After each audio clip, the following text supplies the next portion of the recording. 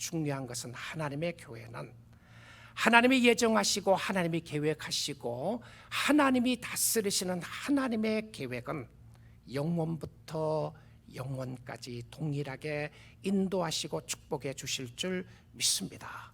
우리 사랑하는 성도 여러분, 저와 여러분이 이 땅에 살아있는 동안 오늘 이 시간에는 여러분이 뉴라이프 선교교회를 함께 섬기라고 하나님이 주셨습니다. 우리 함께 하나님을 인정하는 하나님의 사람들이 되면 좋겠습니다.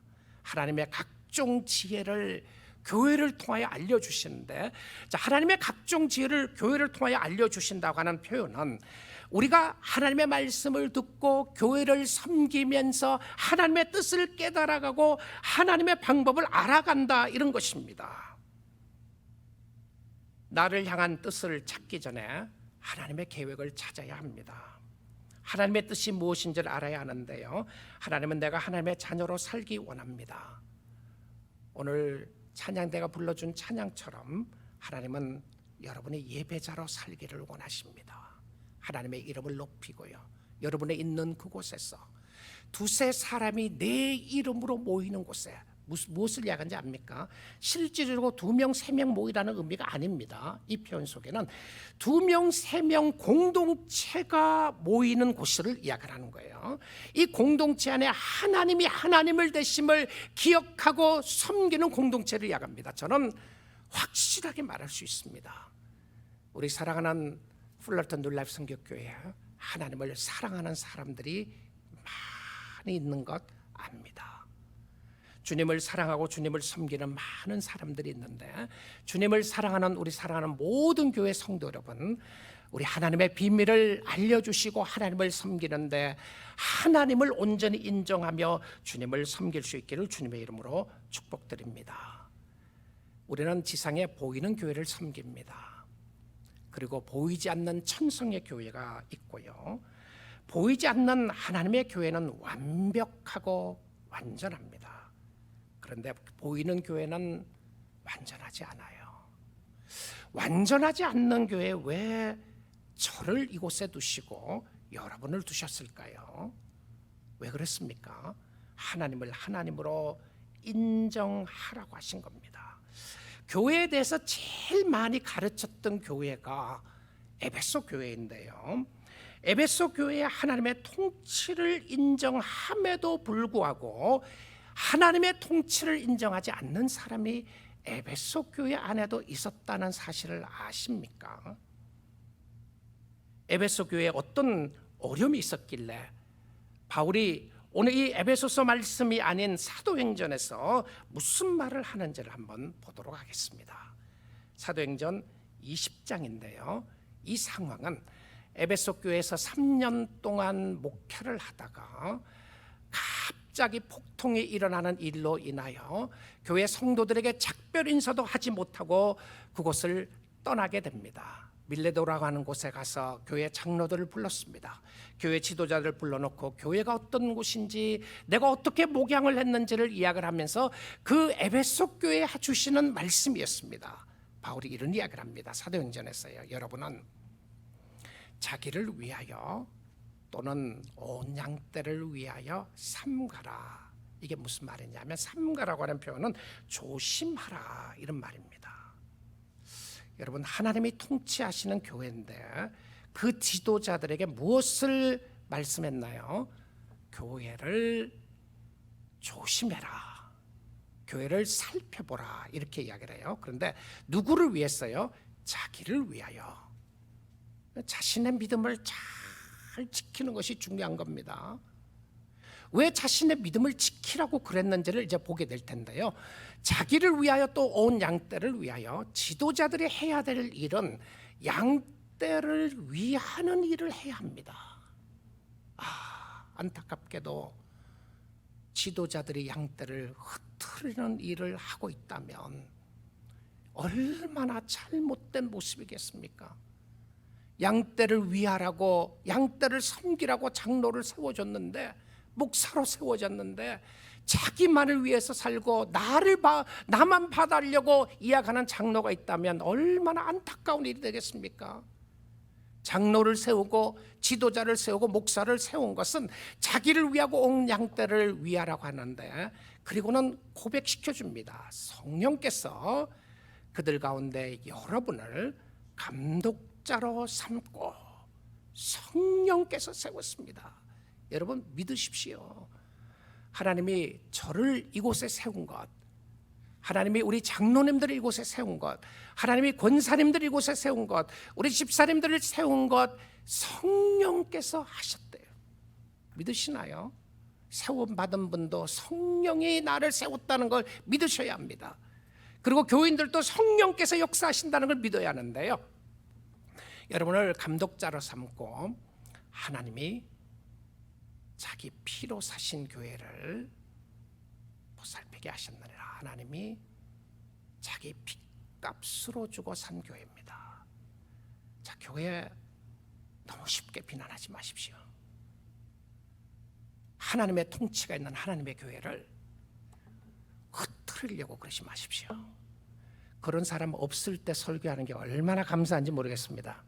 교회에 문제가 있고 분쟁이 있는데 이랬으면 나인데 이야기하느냐, 왜 그러냐 그러는데, 지금 우리 교회가 굉장히 평안할 때 이 말씀을 할 수 있게 돼서 너무 감사합니다. 너무 감사해요.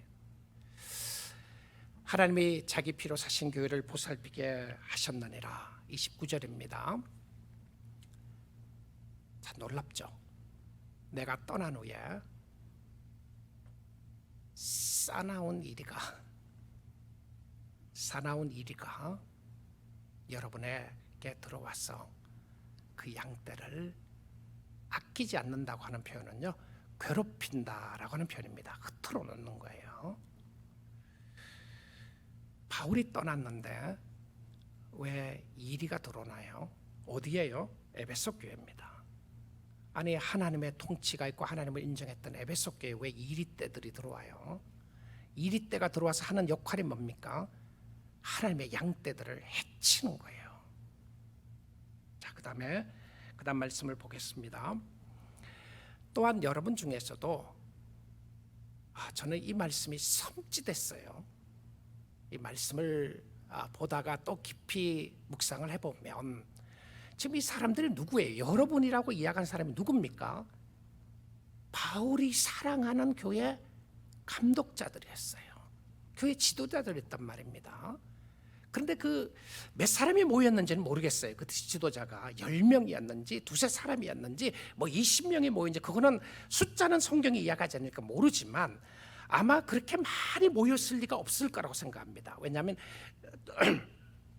초대교회에서 교회가 시작될 때 주로 서원이나 아니면 회당이나 아니면 가정에서 모였어요. 그러면 가정에서 모였던 숫자들을 생각하면 많지 않았을 텐데, 그 리더들 앞에 모아놓고 뭐라고 그러냐면, 여러분 중에서도 among you, 여러분 중에서도 제자들을 끌어 자기를 따르게 하려고.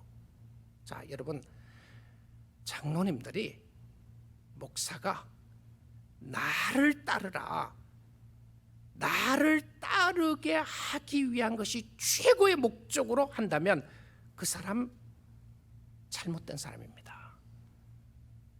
잘못될 가능성이 많습니다. 그러니까 결국 나를 따르기 위한 것이 목적이 아니에요. 제가 목회를 잘하는 것은 여러분들로 하여금 예수님을 잘 따르게 돕는 역할을 잘해야 제가 잘하는 겁니다. 나를, 박 목사를 몇 사람이, 얼마나 많은 사람이 나를 좋아하느냐가 핵심이 아니고, 우리 사랑하는 교회 성도들이 얼마나 예수님을 사랑하고 예수님을 잘 따라가는가가 핵심이고, 우리 사랑하는 장로님들이 힘을 다해서 주님을 섬기되 그들로 하여금 예수님을 잘 따르도록 돕는 장로들이 잘하는 장로들입니다. 맞죠? 그런데 그 제자들을 끌어 자기를 따르게 하는데 쓰는 도구가 뭔지 보십시오. 돈 주나요? 밥 사줬습니까? 뭐 그런 것도 하겠죠. 그런데 뭐라고 그러냐면, 어그러진 말을 하는 사람들이 일어날 줄을 내가 아노라. 이 어그러진 말이라고 하는 표현이요, 삐뚤어진 말입니다. 잘못된 말을 하는 거예요. 달콤한 말을 하는데 진리가 아니고 비진리 이야기를 하는 거예요. 거짓을 하는 겁니다. 가십을 만들고요, 거짓으로 만들어서 사람들을 따르게 할 일들이 있을 줄 I know, 있을 것 같다가 아니에요. 그는 컨빅션을 가지고 이야기를 하면서 I know. 자, 무엇을 이야기하고 있습니까? 여러분, 지상에 있는 교회가 왜 이러느냐 너무 그러지 마십시오. 여러분이 섬기는 교회에게 어떻게 주님을 잘 섬길 것인가가 너무 중요합니다. What about you? 당신은 어떻게 할 것인가? 어떻게 주님을 섬길 것인가? 자, 그리고 나서는 31절에 이렇게 이야기를 합니다. 그러므로 여러분이 일깨어 내가 3년이나, 내가는 바울입니다. 3년이나 에베소 교회 성도들입니다. 밤낮 쉬지 않고 눈물로 각 사람을, 그 다음 단어가 뭐라고 이야기하냐면 훈계라고 하는 단어를 썼습니다. 여기 훈계가 디스플린입니다. 그러니까 교회에서 좋은 말을 하는 것이 좋은 것이 아니라 바른 말을 해야 되는데, 그 바른 말은 죄를 지었을 때 회개하라고 하는 메시지가 가야 되는 겁니다. 사람을 훈계하던 것을 기억하라, remember, 기억하라. 자, 32절입니다. 그 다음 구절을 보면 지금 내가 여러분을, 자, 이 말씀을 잘 보시면 여러분을 주와 및 그 은혜의 말씀에 부탁하노니. 그래서 어떻게 해야 되죠? 그래서 어떻게 살아야 됩니까? 바울이 고백하는 것이 무엇이었나요? 사단이 올 수 있고 이리 때가 나타날 수도 있고 어그러진 말을 하는 잘못된 지도자들이 있는 상황 속에서 여러분을 바로 세울 수 있는 것이 뭐라고 이야기합니까? 두 가지입니다. 첫째는 예수님이고요, 예수님과 및 그 은혜의 말씀에 부탁을 하노니. 여러분을 든든히 세우는 것은 하나님의 말씀입니다. 여러분이 붙잡고 있어야 되고 넘어지지 않도록 온전히 의지하고 나가야 되는 것은 하나님의 신실한 말씀이에요. 말씀의 권위가 무너지기 시작하면서 신앙생활이 무너지기 시작하는 겁니다. 말씀을 따르지 않음으로 말미암아 그때부터 신앙이 무너지기를 시작하는데, 말씀에 부탁하노니 그 말씀이 여러분을 능히 든든히 세웁니다. 무엇이 여러분을 세운다고요? 그 말씀이. 자, 여러분, 넘어졌다가 일어날 수 있는 길이 뭡니까? 하나님의 말씀이에요. 그 말씀이 여러분을 세웁니다. 그 사람이 문제가 여러분을 넘어뜨리게 하는 것이 아니고 하나님의 말씀 가운데 있지 않을 때 넘어지는 겁니다. 왜냐하면 여러분의 심령을 든든히 세우는 것은 하나님의 말씀인데, 말씀이 든든히 세우사 거룩하게 하심을 입은 모든 자 가운데 기업이 있게 하시리라. 말씀을 잘 붙잡고 사셔야 합니다. 말씀 사랑하고 살아야 되고요. 하나님의 교회는 하나님의 뜻대로 결국 세워지는데 결국은 교회가 승리합니다. 지상의 교회에 다니고 있는 우리는 생명 다하기까지 주님의 통치권을 인정하는 교회에서 주님을 사랑하며 교회를 섬겨야 합니다. 하나님이 하나님의 사람들을 통하여 하나님의 교회를 세우는데 프랜시스 셰이프는 이런 이야기를 했습니다. 잘못된 신앙이 싱킹하게 되면 이런 생각을 하게 된다는 거예요. I am building God's church. 내가 하나님의 교회를 세운다. 이거 뭐가 잘못된 것 같아요. I am building God's church. 내가 주님의 교회를 세웁니다. 내가 주님의 몸된 교회를 세웁니다. 뭐가 잘못됐죠? 그런데 셰이프는 이런 이야기를 합니다. I am building God's church가 아니라 God is building His church through me. God is building His church through me. 내가 하나님의 교회를 세우는 것이 아니라 하나님이 하나님의 교회를 나를 통하여 세우신다. 아름다운 고백이죠. 여러분 다 하나님부터 하나님의 교회를 세우는 일을 위하여 쓰임 받을 수 있기를 주님의 이름으로 축복드립니다. 자, 근데 이 교회의 영적인 복을 하나님이 주시는데 이 영적인 복을 잘 누리고 깨달아야 합니다. 무엇을 말씀하고 있죠? 축복이 에베소 3장 12절 본문 보겠습니다. 우리가 그 안에서 그를 믿음으로 말미암아 담대함과 확신을 가지고 하나님께 나아감을 얻느니라. 자, 여기서 하나님께 나아가기 위해서 결국은 여러분 예배를 통해서 교회를 통해서 가장 중요한 게 뭐라고 되어 있습니까? 하나님께 가까이 가는 겁니다. 하나님께 가까이 가는 거예요. 자, 오늘 예배를 잘 드렸다. 무엇을 이야기합니까? 내가 하나님 앞에 가까이 간 겁니다. 오늘 은혜를 받았다. 무엇을 말하고 있죠? 하나님 앞에 가까이 간 거예요. 한 발자국 더 하나님 앞에 더 가까이 가는데, 하나님 앞에 가까이 가기 위해서 필요한 세 가지 요소가 있습니다. 첫째는요, 믿음이고요. 둘째는 담대함이고, 셋째는 확신입니다. 자, 그냥 하나님 앞에 나가는 거 아닙니다. 내가 하나님 앞에 나가겠다고 해서 그냥 나가는 것이 아니라, 하나님 앞에 나가기 위해서 첫째로 중요한 것은 믿음이고요. 예수를 믿는 믿음이고, 예수님을 의지하는 믿음이고, 두 번째는 담대함이 필요했습니다. 담대함의 반대는 무엇입니까? 두려움이었어요. 이 두려워서 못 가는 거예요. 세 번째는 확신인데요, 이 확신은 의심하는 마음의 반대말입니다. 의심을 하지 않고 하나님 앞에 가까이 가는데, 여러분 구약 성경의 핵심은 하나님께 가까이 가는 것이었습니다. 구약 성경의 예배 보십시오. 구약 성경의 예배와 제사의 핵심은 하나님께 가는 것이었습니다. 자, 그런데 어디에서 구약 성경에서 이스라엘 백성들이 문제가 됐습니까? 어디에서 문제된지 압니까? 하나님께 나아가는 것이 예배의 핵심이 아니고 자신의 필요를 채우는 것이 예배의 1차적인 목적이 될 때에 무너졌습니다. 자, 오늘날 교회 다니는 사람들 한번 살펴보십시오. 나의 felt need, 나의 필요를 채우는 것이 교회를 가는 1차적인 목적이라면 반드시 그것이 채워지지 않으면 무너집니다. 채워지면 잘못된 길로 가기가 쉽고요.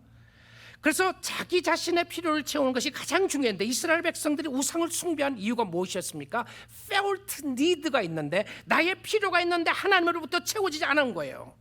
비가 와야 되는데 비가 안 오는 겁니다. 풍년이 되어야 하는데 흉년이 된 거예요. 그러니까 하나님을 찾지 않고 우상을 숭배했습니다. 처음부터 하나님을 찾지 않았던 것 아닙니다. 하나님께 나아갈 수 있는 것이 핵심이었음에도 불구하고 내 필요가 가장 먼저이고 중심이면 성경의 하나님을 찾지 않아요. 내가 만든 하나님을 찾지 성경의 하나님을 찾지 않습니다.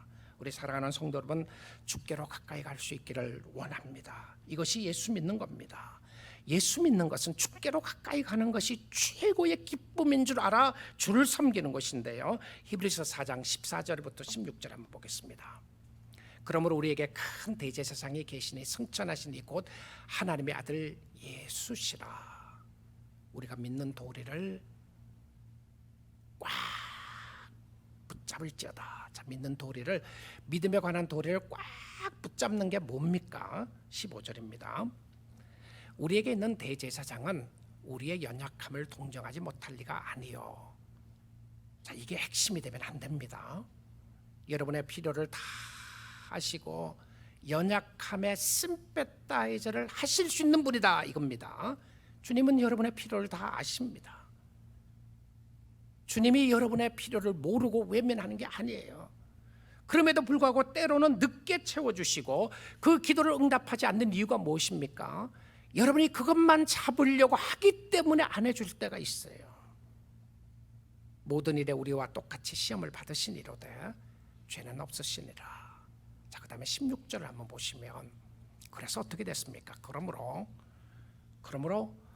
우리는 긍휼하심을 받고 때를 따라 돕는 은혜를 얻기 위하여 은혜의 보좌 앞에 담대히, 여기도 담대히라는 단어를 썼죠.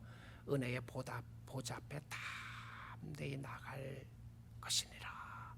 머뭇거리지 말고 담대히 가는데 왜 갑니까? 하나님이 주신 은혜를 바라보고 하나님께로 가는 거예요. 여러분, 교회에 와서 교회 문턱만 밟고 가면 안타까운 겁니다. 주님 만나고 가셔야죠. 담대하게 주께로 가까이 갈 수 있기를 원합니다. 자, 마지막으로요. 우리는 교회를 섬기다가, 하나님을 섬기다가 어려움에 처할 때가 있습니다. 저 사람 예수를 잘 믿는 사람인 줄 알았는데 저 사람이 어려움을 당하는 거예요. 진짜 주님을 사랑하고 주님을 섬기는 사람이라고 했는데 어려움이 생기기 시작하는 거예요. 어려움이 있다고 해서 교회를 떠나시면 안 돼요. 어려움이 있다고 해서 주님을 떠나면 안 됩니다. 환난을 통하여 낙심하지 말아야 되는 지혜를 얻어야 하는데요. 에베소서 3장 13절 한번 보겠습니다. 이렇게 이야기를 합니다. 그러므로 너희에게 구하노니 너희를 위한 나의 여러 환난에 대하여 낙심하지 말라. 이런 너희의 영광이니라. 바울이 어려움을 당했습니다. 그러니까 주위의 사람들이, 에베소 교회 성도들이 이렇게 이야기한 거예요. 이 바울이 어려움을 당하는데 하나님이 어디 가셨나? 하나님이 어디 계신가? 하나님이 진짜 계신다면 왜 바울을 감옥에 보내느냐? 왜 바울이 감옥에 갇히도록 하는가? 왜 바울이 떠나게 되었는가? 여러 가지 이야기를 했어요. 그런데 그 교인들을 향하여 담대하게 이야기를 합니다. 내가 너희들 때문에 당했던 고난, 그때는 에베소 교회 성도들 때문에 어려움을 당했던 부분이었습니다. 예수님의 길은 고난의 길이었습니다. 이 땅에서 주를 위하여 사는 것은 환난이 있습니다. 어려우면 뭔가 잘못된 것이 아닌가라는 질문부터 고쳐야 합니다. 잘못돼서 어려움이 생기는 것이 아니고요, 하나님을 섬기기 때문에 어려운 부분들이 있다는 것입니다. 예수를 제대로 믿으면 다 편안해야 되는 것 아니냐? 예수를 제대로 믿으면 안 되는 것은 없어야 되는 것이 아닌가? 이 생각부터 고치셔야 합니다. 편안하지 않지만 평안할 수는 있어요. 어려운 가운데서 주님이 약속하신 것은 우리의 마음속에 주시는 내적인 평안을 주님이 허락하셨는데, 사도 바울이 고난당했던 것은 영광이라고 이야기를 합니다. 주님을 믿으면서 세상에 환난이 있습니다. 예수님 때문에 어려우시나요? 예수를 믿는 일 때문에 손해보셨습니까? 예수 믿는 일 때문에 환난이 있습니까? 신앙생활을 다시 한번 점검해 보면 좋겠습니다.